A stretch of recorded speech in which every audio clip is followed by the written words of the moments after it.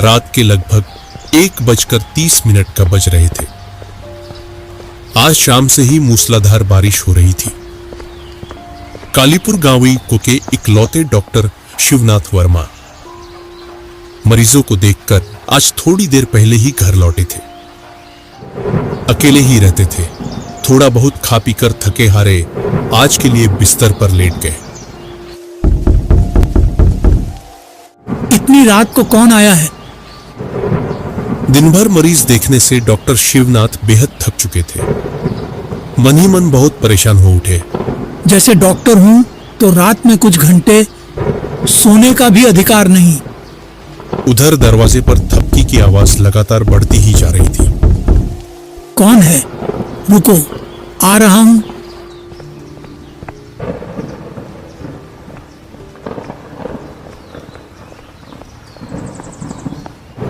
नींद में उठकर दरवाजा खोल दिया। दरवाजे के बाहर गांव का ही एक आदमी खड़ा था। तुम रघु हो ना? इतनी रात को तुम अभी यहां क्या कर रहे हो? रघु कांपती आवाज में बोला, डॉक्टर साहब, क्या मैं पागल हो गया हूं? डॉक्टर साहब, बिल्कुल पागल। दया कीजिए, बताइए। जवाब देने से पहले डॉक्टर ने रघु की ओर देखा। थका हुआ लेकिन चेहरे पर अजीब रोमांच। बारिश में भीगकर बिखरे बाल, डर से सिमटा हुआ चेहरा। क्या हुआ? बहुत डरे हुए लग रहे हो। जो भी हो, शांत हो जाओ, अंदर आकर बैठो। रघु कमरे में आकर बैठ गया। डॉक्टर शिवनाथ ने एक गिलास पानी दिया। कुछ देर तक बस बारिश की आवाज सुनाई देती रही। डॉक्टर साहब उसे गौर से देखते रहे।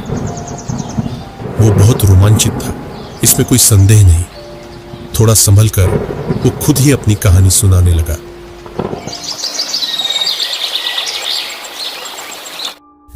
मैं एक मजदूर हूं डॉक्टर साहब। इस गांव में, उस गांव में खेतों में काम करता हूं। आज पास के गांव में लालचंद सेठन के घर से बुलावा आया था। काम खत्म करके निकलते निकलते रात हो गई। जब इस गांव की ओर लौट रहा था तभी जंगल में अचानक तेज बारिश शुरू हो गई। इतनी जोर की बारिश होने लगी कि पैदल चलना मुश्किल हो गया। कोई सिर छुपाने की जगह मिल जाए यही सोच रहा था कि गांव के आखिरी सिरे पर वो पुराना हवेली दिखी। लेकिन अजीब बात यह थी डॉक्टर साहब, उस घर में तो कोई रहता नहीं, फिर भी मैंने वहां एक लालटेन की रोशनी देखी। गांव के आखिर में जंगल के बीच वो पुराना घर, वहां तुम्हें इंसान कैसे दिखा? वहां आज तक कोई रहता है? ऐसा तो सुना नहीं मैंने। जो रहते थे वो तो बहुत साल पहले ही मर गए हैं। वही तो डॉक्टर साहब, पहले तो देखकर मैं भी हैरान हो गया, पर बारिश इतनी तेज थी कि ज्यादा सोचने का मौका नहीं मिला। मैं उस घर की ओर चल पड़ा।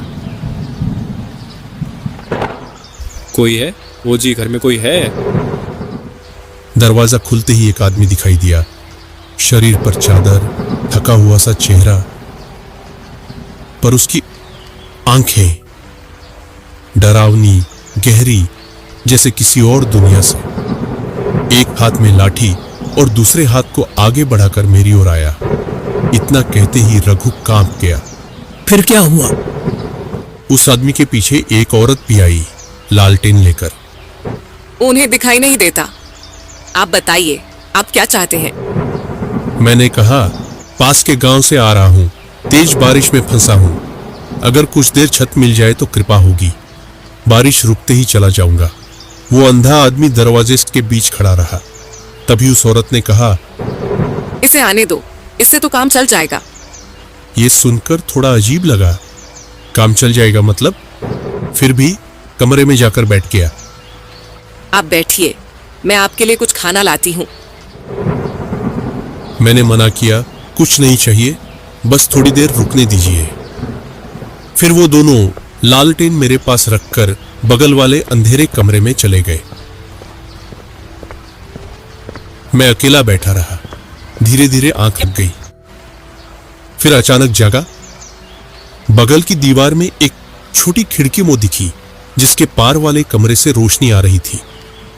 सोचा औरत खाना बना रही होगी, पर तभी वहां से कुछ मंत्र पढ़ने जैसी धुंधली आवाज आने लगी। मन बहुत घबराया। डॉक्टर साहब, मैं डरपोक नहीं हूं, लेकिन उस समय कुछ अशुभ सा महसूस हुआ।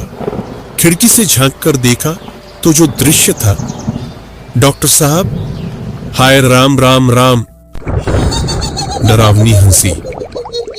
क्या रे, क्या देख रहा है? खाएगा खाना? ना नहीं, मैं कुछ नहीं खाऊंगा, मुझे जाने दीजिए। जाएगा कहाँ? यहां से कोई कहीं नहीं जा सकता, तू भी नहीं। वो दोनों मेरी ओर आने लगे। मैं पीछे पीछे हटते हुए दीवार से टकरा गया। फिर मेरी आंखों के आगे सब अंधेरा छा गया। इतना कहकर रघु चुप हो गया। बाहर बारिश अब थोड़ी थम गई थी।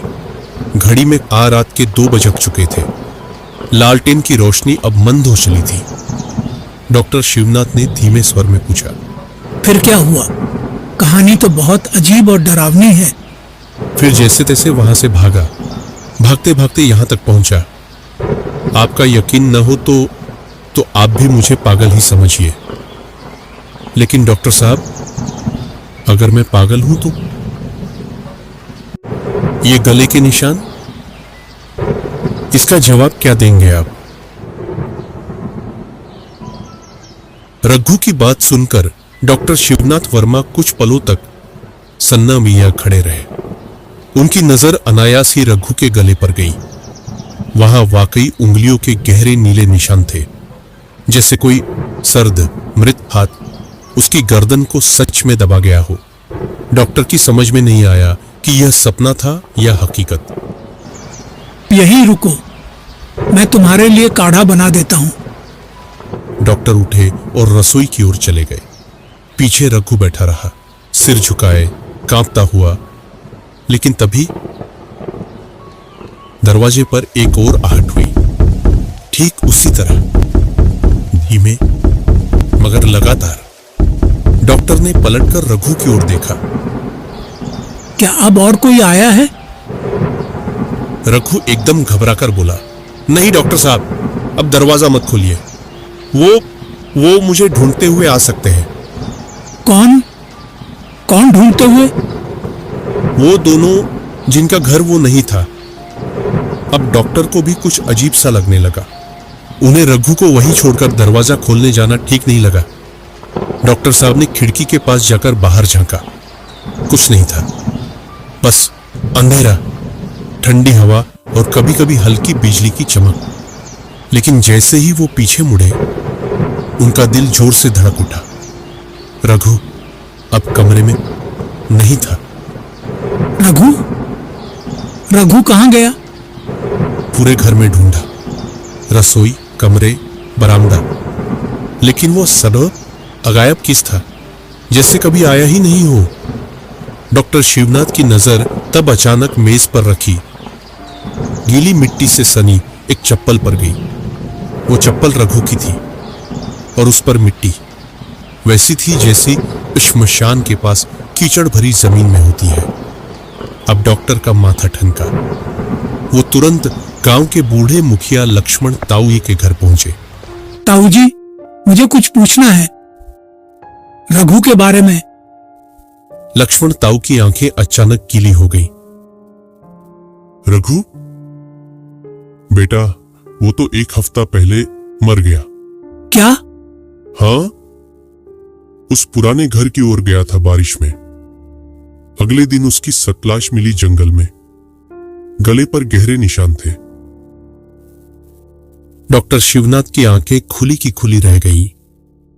लेकिन आज रात वो मेरे घर आया था, उसकी सांस चल रही थी।